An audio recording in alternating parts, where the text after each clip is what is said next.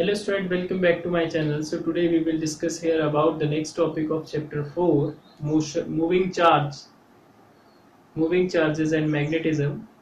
So the topic name is in front of you, application of Biot-Savart law. As you know about the Biot-Savart law, the magnetic field induction at any point due to a current element is given by the formula dB is equals to mu naught upon 4 pi IDL sine theta by r square. This one is the formula of magnetic field induction at any point located at distance r from the current carrying wire. Due to this line element, the magnetic field value is this. This is the magnitude here. So on the basis of this formula, we will calculate here now the value of magnetic field. Clear? We have two applications here which we will discuss. First, magnetic field at the center of current carrying circular coil, and the second, magnetic field at any point on the axis of current carrying circular coil. These two derivations are very important for you, and see how we will solve these derivations. First, magnetic field at the center of current carrying circular coil. Clear student?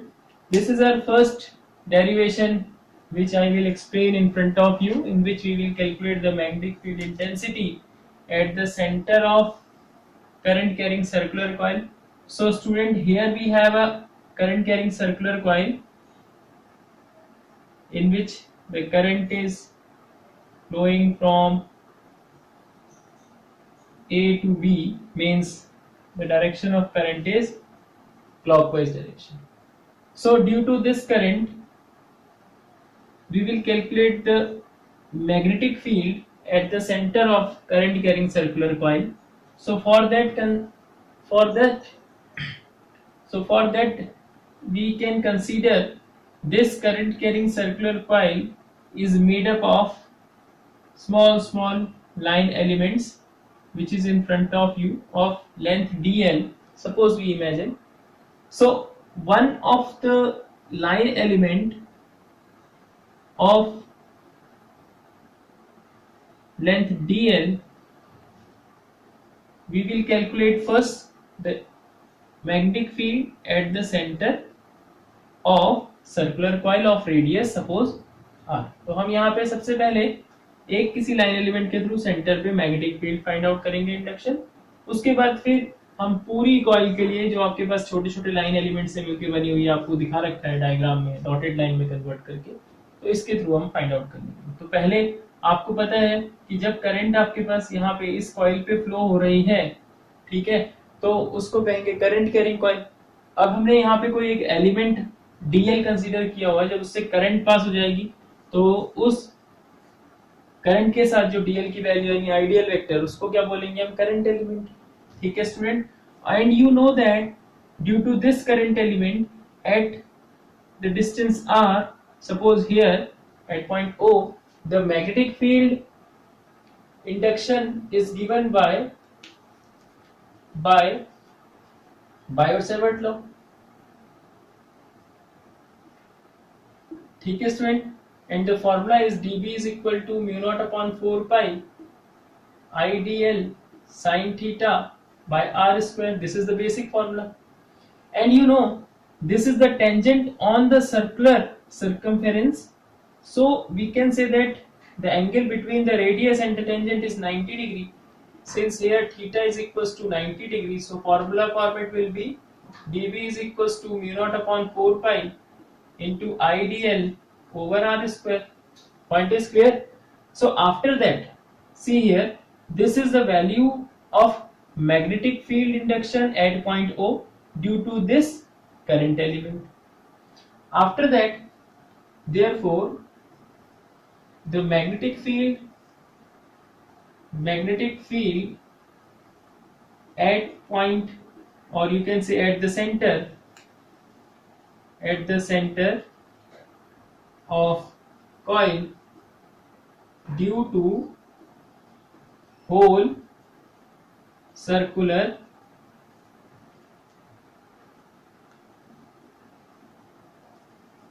coil.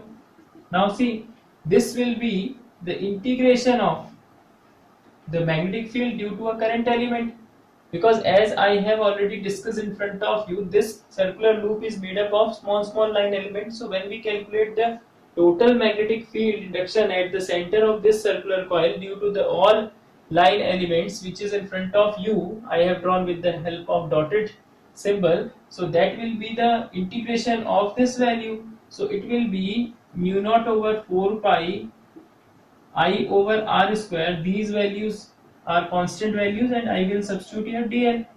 And you know student, the integration of dl for this circular path, this is supposed to be complete circular. Okay, so the circular path, the circumference of circle is, what is the length of circular path? It means its circumference, which is 2 pi r.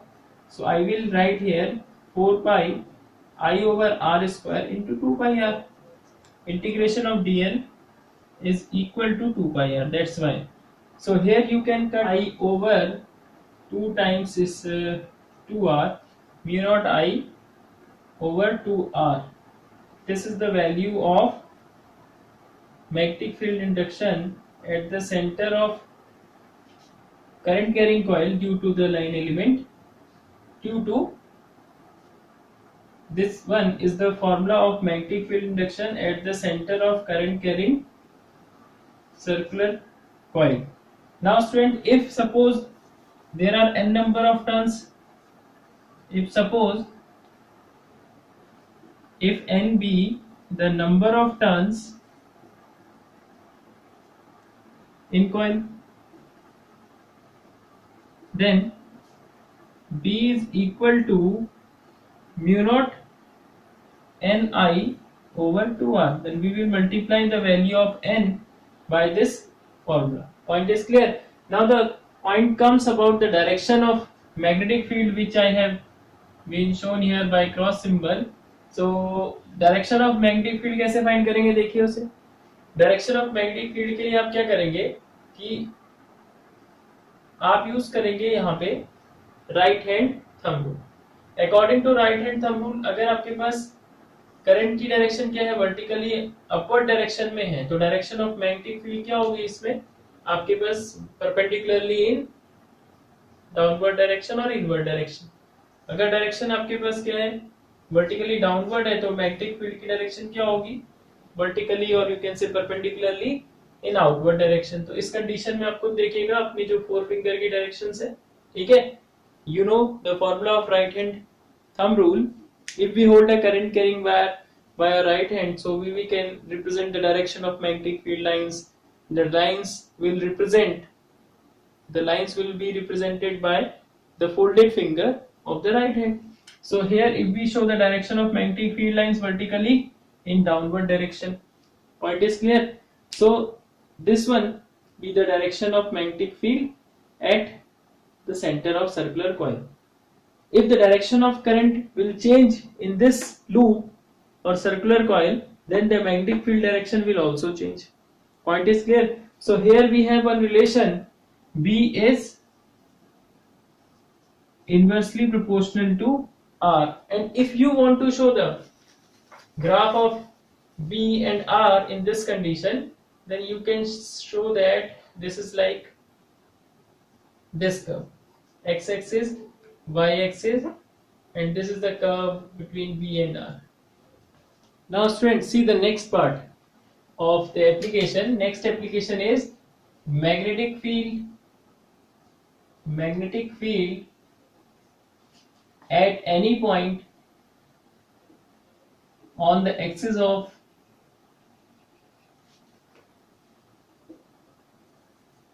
current carrying circular coil.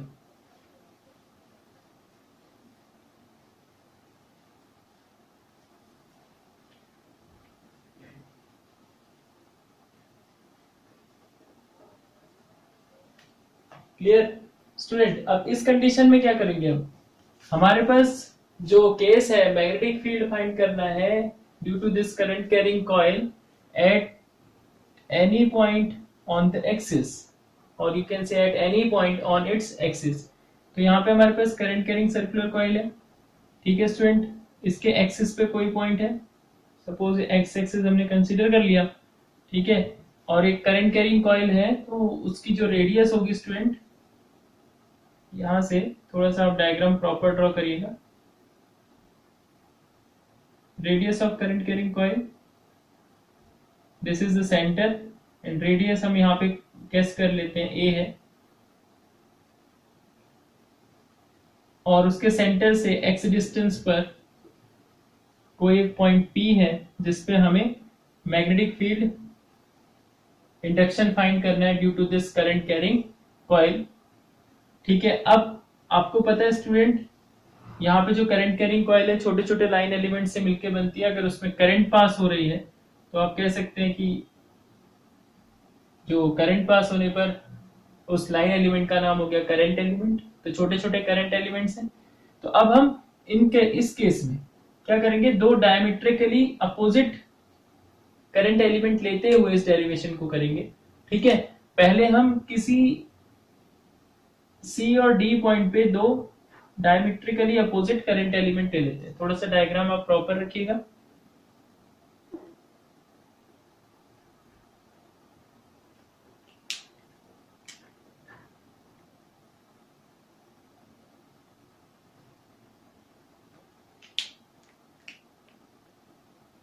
सी और D point आप लेंगे।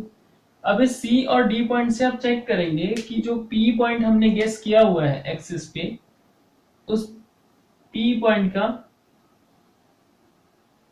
जो distance है उसको find out करते हैं अभी। CP and DP, ये करंट एलिमेंट है आपके पास सी पॉइंट पे भी और डी पॉइंट पे भी, और इसकी जो वैल्यू है डीएल है आपके पास लाइन एलिमेंट की। सेम कंडीशन में यहाँ पे भी आप उसे डीएल रिप्रेजेंट करेंगे और करंट एलिमेंट दिखाएंगे तो फिर आइडियल हो जाएगा, यहाँ पे भी आइडियल हो जाएगा करंट एलिमेंट, क्योंकि करंट इसमें आई करंट फ्लो हो रही है anticlockwise. Point is clear? Now student see here what we will do, we want to find the magnetic field induction at point P.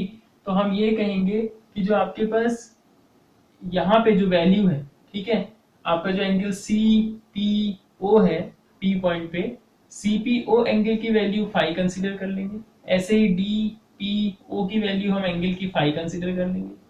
Point is clear?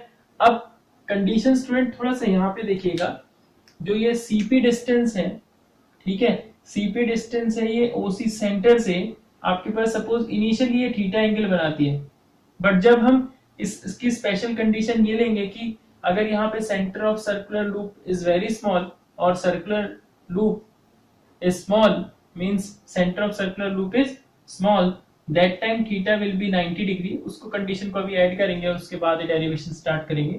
तो यहाँ पे अभी theta जो है 90 degree हो जाएगा जब कंडीशन यूज करूंगा, ठीक है। अब हम फाइंड आउट करेंगे magnetic field induction eight any point P. तो स्टूडेंट इसके लिए क्या है, एक्स डिस्टेंस आपके पास ये थी, ठीक है, इसको यहाँ दिखा देता हूँ, एक्स डिस्टेंस ये थी हमारी, इसको हटा देते हैं, ठीक, और x डिस्टेंस ये है, a डिस्टेंस ये है, तो स्क्वायर रूट हो गया x square plus a square and same as x square plus a square. ये किस कंडीशन में हमने डिस्कस करा है, जब हमारे पास रेडियस जो है सर्कुलर लूप की स्मॉल है, ठीक है। तो उस कंडीशन में हम यहाँ पे जो एंगल ये थीटा बनेगा ये हो जाएगा 90 डिग्री, क्योंकि ये थोड़ा सा वर्क आउट इसका ऐसा होगा कि ये आपके पास टेंजेंट रहेगी, ठीक है। ये जो लाइन आपके पास सीपी है टेंजेंट बिहेवियर होगा, और टेंजेंट जो है आपको पता है डायमीटर या सेंटर से 90 डिग्री का एंगल बनाता है, तो इससे थीटा को हम यहाँ पे 90 डिग्री लेके ट्रीट करेंगे। Point is clear? अब देखिए student, from the given diagram,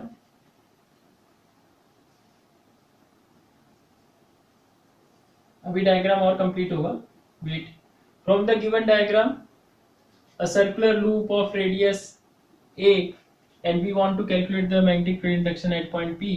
तो स्टूडेंट यहाँ पे ध्यान दीजिए, ये x एक्सिस है और इसकी जो डायमीटर है, x एक्सिस पे क्या है आपके पास, जो सर्कुलर लूप है कुछ इस फॉर्मेट में रखा हुआ है, तो जो सर्कुलर लूप का ये आपको रेडियस दिख रहा होगा, ये आपका कहाँ पे आएगा, y एक्सिस पे आएगा। तो यहाँ पे एक एक्सिस भी प्लॉट कर लेंगे, y और y डैश डायग्राम में हेल्पफुल रहेगा।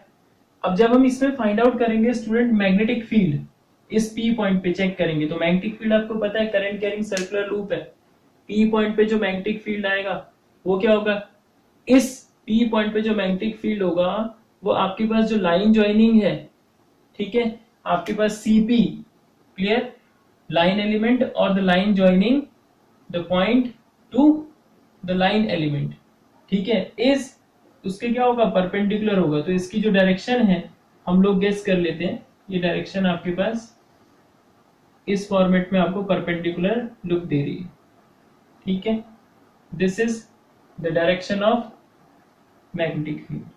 सो फ्रॉम द गिवन डायग्राम, यहां थोड़ा लैंग्वेज स्टार्ट कर देते हैं। If a be the radius of circular loop, circular current carrying coil और loop, circular current carrying coil और coil, clear, and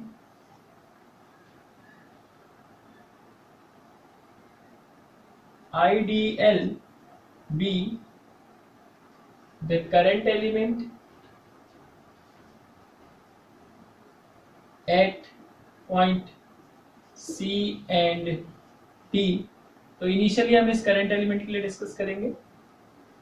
if theta is equals to, और you can say if the radius of coil is small, then theta will be 90 degree, ठीक है, it work like a tangent। So in this condition, therefore in this condition OCP will be a right angle, is a right angle triangle। So therefore CP is equals to x square plus a square, from the diagram you can see, and if angle CPO is equal to angle DPO is equal to any angle phi, clear। So here we have small notation, इसको लिखते हैं, current इसमें carry हो रहा है और आपके पास phi angle है, and after that therefore by using Biot-Savart law, magnetic field induction at any point at point P point पे मैग्नेटिक फील्ड इंडक्शन क्या होगा student, due to current element IDL at C, it will be dB is equals to mu naught upon 4 pi IDL sin theta upon R square is R CP square, clear। But here as we have given the radius is very small, which is given here, the radius of coil is very small, then we will substitute that theta is equals to 90 degree, so that time the value of dB is equals to mu naught upon 4 pi IDL over the value of CP square is in front of you, x square plus a square, equation number 1, and here the direction of magnetic field dB is perpendicular to both। अगर ये आपके पास क्यों लिख रहा हूं, अगर आप इसकी वेक्टर फॉर्म लिखेंगे स्टूडेंट, तो आपको पता है इसकी वेक्टर फॉर्म जब आप लिखेंगे mu naught over 4 pi, so that time आपको पता है म्यू नॉट ओवर 4 पाई लिखते हैं आई DL क्रॉस R लिखते थे आप, ठीक है, ओवर R3, ठीक है। जब आप इसका फॉर्मूला डिस्कस करते थे तो इन दोनों के परपेंडिकुलर ये होता था, तो DL क्रॉस R कंडीशन आ जाती थी, ठीक है। तो उस कंडीशन में हम यहाँ पर बोल सकते हैं डायरेक्टली कि the direction of magnetic field is perpendicular to both IDL current element and displacement vector R, and here the direction is anti-clockwise direction, so we can say that perpendicular to both or ideal and R, और इसके साथ में आप लिख सकते हैं normally in outward direction. Point is clear? Normally in outward direction. This is the direction of magnetic field at point R. And student, after that, see what we will do here. Now the condition is that dB is the magnetic field due to this current element, and in this point we have two component of magnetic field dB. Let's see first. Before the component हम देखते हैं इसमें कैसे वो component बनेगा, कितना angle रहेगा. आपको पता है स्टूडेंट, ये जो वैल्यू है ये पूरा आपके पास इसके परपेंडिकुलर है. आपसे स्टेटमेंट में कहा है कि dB will perpendicular to the line joining the point to the line element. इसके भी परपेंडिकुलर होगा. And you know student, this one is already perpendicular. This is our y axis and this one is x axis. अब ये angle आपका यहाँ पे theta बन रहा है, ठीक है. एंगल CPO थीटा है, तो उस केस में ये जितना सा वैल्यू है आपको दिख रही है, ये वैल्यू कितनी हो जाएगी, ये 5 है तो ये कितना हो जाएगा 90 माइनस 5. क्लियर. अब ये 90 माइनस 5 है तो स्टूडेंट ये टोटल कितना है आपका, इधर से इधर तक का एंगल 90 है. अब ये बचा हुआ एंगल अगर हम फाइंड करेंगे ये वाला, तो आप देखिए 90 माइनस 5 करके देखिए कितना आ जाएगा. 90 minus 90 plus 5, it will be again 5 angle. Point is clear. And student, अगर आप थीटा के टर्म्स में लिखना चाहते हैं तो थीटा में भी देख सकते हैं 90 माइनस 5 की वैल्यू किसकी है. अगर आप इस एंगल को फोकस करें और इस एंगल को अगर फोकस करते हैं थोड़ी देर के लिए, तो थीटा के टर्म्स में अगर लिखना है आपको, तो ये दोनों आपके पास इंटीरियर अल्टरनेट हो जाएंगे. तो आप 90 माइनस 5 को थीटा कंसीडर करते हुए जो मेरे कैलकुलेशन 5 के टर्म्स में आ रहा है उसको थीटा के टर्म्स में कन्वर्ट कर सकते हैं. जहां जहां पे 5 है वहां पे आप 90 माइनस थीटा सब्स्टिट्यूट करके कैलकुलेट कर लीजिए, आपका आंसर आ जाएगा. तो यहाँ पे मैं सिर्फ 5 लेते हुए कैलकुलेशन कर रहा हूँ. 5 आपके पास आ गया, तो ये कंपोनेंट हो गया आपका dB cos 5 हॉरिजॉन्टल कंपोनेंट, और ये आपके पास वर्टिकल हो जाएगा dB sin 5. Point is clear. Similarly जैसे मैंने यहाँ से आपके पास लाइन एलिमेंट के थ्रू मैग्नेटिक फील्ड यहाँ फाइंड किया है, due to this point D point पे भी सेम करंट एलिमेंट है, डायमेट्रिकली अपोजिट पॉइंट हमने लिए हैं. इस पॉइंट की वजह से भी अगर मैग्नेटिक फील्ड यहाँ फाइंड करें तो it will also perpendicular to the line joining D and P means dP, and it has also two components with respect to angle phi, which will be dB cos phi and this one is dB sin phi. Point is clear student. इसके भी अपने दो component होंगे x axis. जब इसके दो component होंगे तो आप डायग्राम पे देख सकते हैं कि जो इसके वर्टिकल कंपोनेंट है यहाँ पे dB cos phi dB cos phi, phi के रिस्पेक्ट में हॉरिजॉन्टल है लेकिन आपको y एक्सिस में दिख जाएगा वर्टिकल अकॉर्डिंग टू एक्सिस. ये दोनों कंपोनेंट जो आपके पास py and py dash direction में है, दोनों एक दूसरे को कैंसिल आउट कर लेंगे, क्योंकि जो इंडक्शन की वैल्यू है मैग्नेटिक फील्ड इंडक्शन की at the point B at the point P, ये क्या है, सेम है. तो cos phi एंगल दोनों के लिए सेम है. Point is clear. तो ये दोनों कैंसिल आउट हो जाएंगे. अब जो टोटल मैग्नेटिक फील्ड मिलेगा एट दिस पॉइंट P, वो क्यों मिलेगा, due to this component dB sin phi. Point is clear. तो अब हम यहाँ पे इसको डिस्कस कर देंगे. dB sin component of both will cancel out.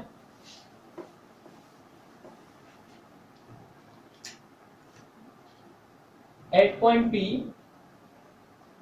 dB sin cos phi, shortcut लिख रहा हूं student, component of magnetic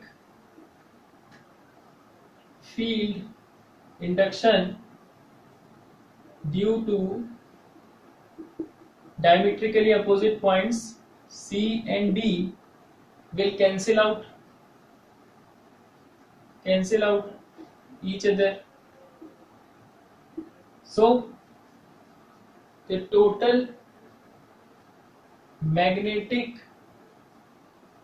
field at point P will be due to dB sin phi components of each line or you can say each current element. Point is clear? Therefore ऐसे ही अब आपको ये जो circle है ये छोटे छोटे line element से मिलकर बना हुआ है, ठीक है। तो हर एक डायमेट्रिकली अपोजिट लाइन एलिमेंट्स में क्या होगा, आपके पास यहाँ पे आपको दो वैल्यूज मिलेंगी dB sin phi dB sin phi की, ठीक है। ऐसे ही आप कंटिन्यूटी के साथ चलते रहेंगे, ठीक है, सारे सर्किल पर। तो टोटल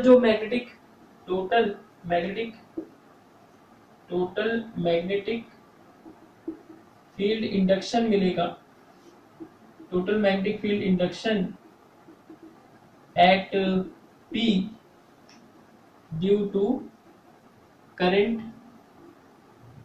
कैरिंग कॉइल, वो कितना हो जाएगा, B is integration of this component for all line element. ये सारे लाइन एलिमेंट्स के जितने भी dB sin phi हैं सबके क्या हो जाएंगे, सम हो जाएंगे, एडअप हो जाएंगे, ठीक है। और उनको हम इंटीग्रेशन मोड में लिखेंगे, ठीक है। Point clear? dB sin phi integration में आ जाएगा। अब हम देखेंगे स्टूडेंट, हमें dB की वैल्यू तो पता है इस पॉइंट पे कितनी है। dB का मैग्नीट्यूड हम फाइंड आउट कर चुके थे, mu0/4 pi IDL over R square, here according to this case x square plus a square। तो अब हम इसको सब्स्टिट्यूट करेंगे। Let's see. Before this, I will find the value of sin. This is not theta, this is phi angle according to this. So sin phi will be, see student, sin phi कितना होगा, यहाँ से देख सकते हैं, perpendicular upon hypotenuse, it will be a over x square plus a square raised to the power half. So here I will substitute these two value. Let's see, b is equals to dB will be mu0/4 pi IDL over x square plus a square into a over x square plus a square raised to the power half. So it will be mu0/4 pi, ठीक है। जो चीज आपके पास common ले सकते हो आप ले लीजिए। So it will be I a upon x square plus a square raised to the power 3/2 of dl, and you know student the value of dl is 2 pi a. So I will write b is equals to mu0/4 pi into 2 pi a and ia again, so 2 pi I a square over x square plus a square raised to the power 3/2. This is the value of magnetic field induction at any point on the axis of current carrying circular coil. Point is clear? So pause the video and note down. हमें जो formula मिला magnetic field induction का at any point P due to this current carrying circular coil, it is mu0/4 pi into 2 pi I a square upon x square plus a square raised to the power 3/2। अब इस पे हम condition ये late कर लेते हैं, if there are n number of turns, अगर coil में n number of turns है, there are n number of turns in the coil, तो स्टूडेंट उस केस में क्या हो जाएगा, ये एक टर्न की वजह से था, n नंबर ऑफ टर्न्स होंगे तो mu0/4 pi into 2 pi n I a square over x square plus a square raised to the power 3/2। Now student see one point from this case, आप इस case में देखेंगे, देखिए पाई a square, a radius है, पाई आपके पास इस circle के लिए, ठीक है। पाई इंटू a स्क्वायर की वैल्यू क्या हो जाएगी, एरिया, ठीक है, r की जगह a स्क्वायर है, no problem. And after that, ठीक है स्टूडेंट, इसके बाद n into current into area, इन तीनों का जो प्रोडक्ट आएगा ना स्टूडेंट, ये होता है m के इक्वल, मैग्नेटिक डाइपोल मोमेंट बोलेंगे इसे हम, ठीक है, of this current carrying circular coil. तो ये थोड़ा सा ध्यान देना, दो चेंज करेंगे यहाँ पे फॉर्मूले में। In term of magnetic dipole moment I can write this formula mu0/4 pi in place of n I and this value, अगर आप इसको थोड़ा सा अपडेट करें, N i pi a square, ये पूरी वैल्यू एम के इक्वल आ जाएगी। तो n i pi a square को रिमूव कर लीजिएगा और देखिएगा आपको क्या मिल रहा है। N i pi a square पूरा रिमूव हो गया, 2m मिल गया आपके पास, x square plus a square raise to the power 3/2। This is one more formula of this relation. देखिएगा, ठीक है। अगर हम ये कंडीशन लेट करें from this equation and from this equation, first and second, अगर हम ये कंडीशन लेट करते हैं, इफ, ठीक है, अभी इसको हम m को डिफाइन करेंगे लास्ट में। If suppose x is equals to 0, अगर हम ये मान लें कि x इक्वल टू 0 हो जाए, यानी p point on the axis, और या आप कह सकते हो p point at the centre आ जाए, ठीक है, इस कॉइल के, तो उस केस में क्या होगा, if x equal to 0 then b is equal to, from this relation, mu naught upon 4 pi, x की जगह 0 सब्स्टिट्यूट करोगे, ये वैल्यू 0 हो जाएगी, तो आपके पास क्या आएगा, 2 pi i a square upon 0, a square into 3/2, 2 से 2 a cube, cube and square complete cancel, a reminder रह जाएगा यहाँ पे, एंड 2 पाई 2 जा, so the formula will be mu not i upon 2a। so this is the magnetic field induction at the center of current carrying circular coil। तो इसका formula ठीक previous फॉर्मूले जैसा हो गया, जैसा हमने डेरिवेशन पीछे पढ़ा हुआ है, ठीक है student. And after that see one more condition, अगर हम m के टर्म्स में डिस्कस करेंगे, ठीक है, तो m के टर्म्स में अगर ये फॉर्मूला आप डिस्कस करेंगे, तो इसको हम यहाँ पे लिख देंगे b इज इक्वल टू, ये सब न्यूमेरिकल वाले कंडीशन में आपको याद रखना पड़ता है कि कैसे हम किस कंडीशन को यूज करेंगे। अगर यहाँ पे आपके पास कितना हो जाए, x 0 हो जाए, तो a raise to the power square into 3/2 a cube आपको मिलेगा। क्लियर स्टूडेंट, तो थोड़ा सा ये ध्यान दीजिएगा, point is clear. And after that if we think here about the second condition, suppose हम ये कंडीशन लेट करते हैं कि x की जो वैल्यू है वो a के कंपैरिजन में मच ग्रेटर है।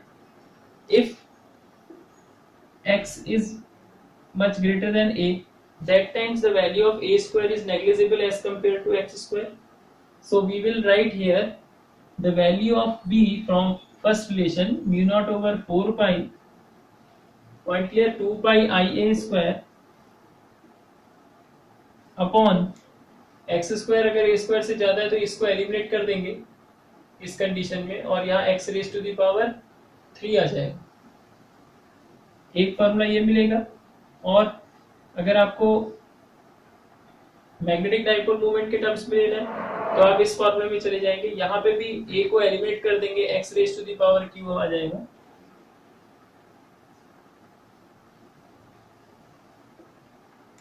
ठीक है, यहाँ पे आ जाएगा 2m बाय एक्स क्यूब, एक फॉर्मूला ये मिल जाएगा आपको। Next condition, if you will think here about the condition x equal to a, अगर हम ये कंडीशन लेट करते हैं कि अगर x आपके पास a के इक्वल हो जाए,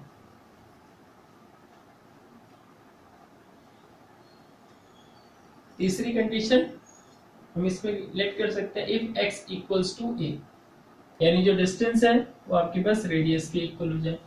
in case of x equals to a, b is equals to mu naught upon 4 pi, and from here 2 pi I a square upon a square plus a square 2a square raise to the power 3/2, so we can get the value of this mu naught over 4 pi into 2 pi I a square 2 raised to the power 3/2 into a raised to the power cube, cancel out, pi into I remain like this, 2 to the 4, so the formula will be mu naught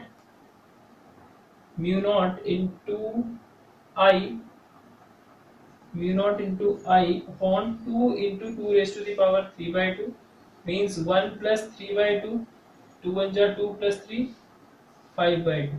So 2 raised to the power 5/2 of a is remaining here, क्योंकि यहाँ cube था, ये square से cancel हुआ, एक ये यहाँ बच गया, तो इंटू a कर सकते हैं. So this one will be the one more formula for this condition. ठीक है, अगर ऐसे बनाना है तो आप इस फॉर्मूले को ऐसे कन्वर्ट कर सकते हैं. Point is clear student. तो यहाँ पे ये फॉर्मूला आपको मिल जाएगा इस कंडीशन में. अगर m की कंडीशन में चाहिए आपको फॉर्मूला यही वाला, तो m की कंडीशन में देख लीजिए, आप बना सकते हैं, यहीं से सब्स्टिट्यूशन दे दीजिए, μ0/4 2m upon x is equal to a square 2a square. So 2 raised to the power 3/2 into 2a square cancel 3a cube. अब आप इसको 2 को अगर नीचे लाके सॉल्व करना चाहते हैं कर दीजिए, अदरवाइज इतने पे ही छोड़ दीजिए, no problem. So these are the some special cases on the basis of this derivation. Point is clear student. So try this derivation 1, 2 or 3 times according to your stamina, because ये derivation थोड़ा सा complicated है. यहाँ पे जो angle समझ आने हैं आपको, एंगल समझने के लिए थोड़ा सा कॉम्प्लिकेटेड रहेगा, तो इस डेरिवेशन को आप 2-3 बार घर में सॉल्व करिए, ठीक है. और अगर ये एंगल समझ में नहीं आ रहे तो लास्ट में मैं आपको एंगल एक्सप्लेनेशन कर देता हूँ. देखिए, अगर मैं फाई को 90 माइनस थीटा को 90 माइनस फाई कहूंगा, क्योंकि देखिए आप खुद ही देखिए डायग्राम से आपको दिख रहा है, तो अब उस केस में आपका कन्वर्जन क्या हो जाएगा, phi is equal to 90 minus theta. तो जहां पे हमने cos फाई लिखा हुआ है स्टूडेंट, वहां पे आप लिख सकते हैं cos 90 माइनस थीटा, और वो कंपोनेंट आपको sin थीटा के टर्म्स में मिलेगा. ठीक है, ये वाला कंपोनेंट आपको मिलेगा आपका db sin थीटा, अगर थीटा के टर्म्स में लिखना है, और ये मिल जाएगा सेम वही db sin theta. Point is clear. और जो ये कंपोनेंट है ये db cos थीटा मिलेगा, क्योंकि sin फाई जो है आप लिखेंगे sin in place of phi 90 minus theta, तो ये मिल जाएगा cos थीटा, तो ये cos थीटा के टर्म्स में मिल जाएगा. टेंशन नहीं, दोनों ही कंडीशन से आपके जो रिजल्ट है आपको मिल सकते हैं. Point is clear. तो आप उसके अकॉर्डिंग जो आपको सुटेबल लगे, चाहे आप थीटा के टर्म्स में सुटेबल कर लगे तो वैसे सॉल्व करिए, अगर फाई के टर्म्स में लग रहा है तो ऐसे सॉल्व करिए. और ये छोटी छोटी जो डेरिवेशंस की पॉइंट्स हैं इनको आप याद रखिए, न्यूमेरिकल पोर्शन में आपके लिए यूजफुल है. Clear student. Now student, after the formula of magnetic field induction at any point on the axis of current carrying circular coil, we have one new term m.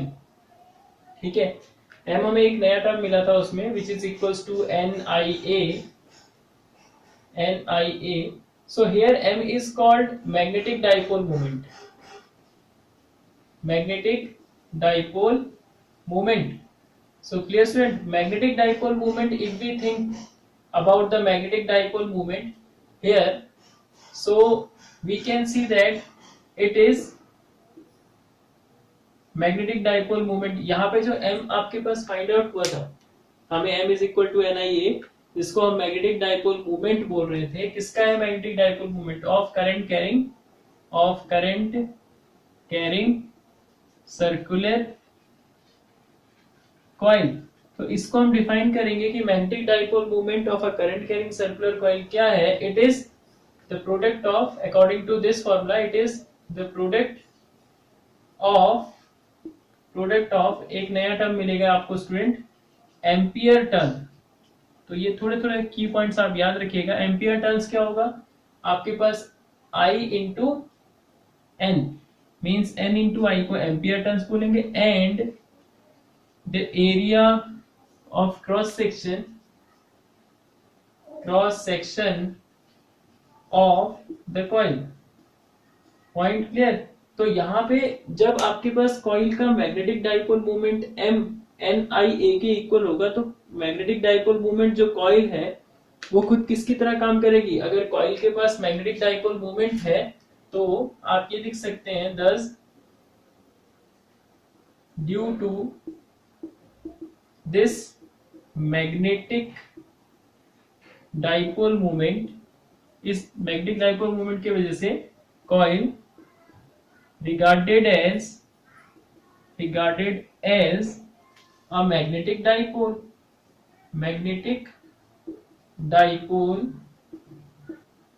produces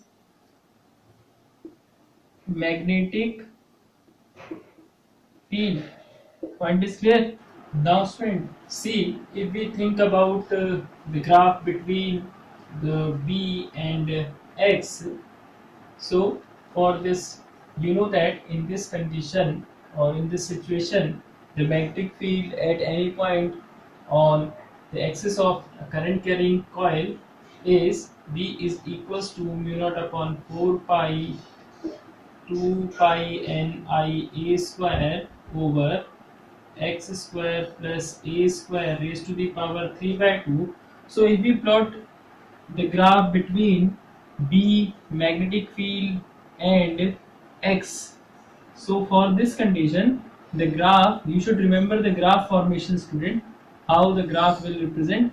See student, इसे याद रखिएगा, the graph formation is like this. In this condition, in what condition?